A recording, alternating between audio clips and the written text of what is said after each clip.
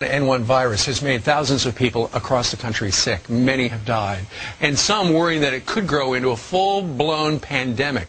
Well, one state, the Commonwealth of Massachusetts, is preparing for that with a very controversial bill.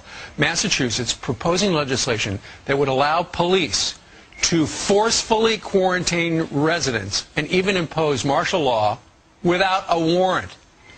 Could that possibly be constitutional? We've called in Fox News senior judicial analyst, Judge Andrew Napolitano. Hey, Steve. So, because apparently they're worried that swine flu is a public safety issue, they're talking about a law where the police can knock on your door, right, or not necessarily knock on your door, just go in and essentially quarantine you. Well, they're doing more than talking about a law. The state of Massachusetts, both houses of the legislature have enacted this law, and once Governor Deval Patrick signs it, and he says that he will, it'll become the law, and it will allow him to declare an emergency.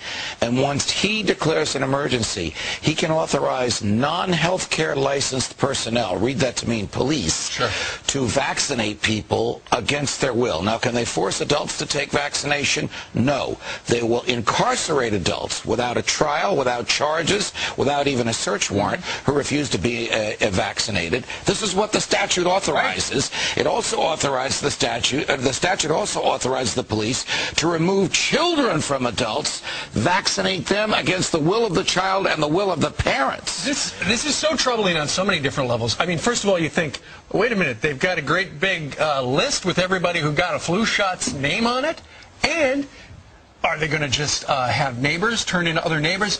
Hey, they're sick. Well, they haven't gotten the shot. It's interesting you say that. There is not a clause in this statute that requires you to report a neighbor, but the government will encourage people to do it.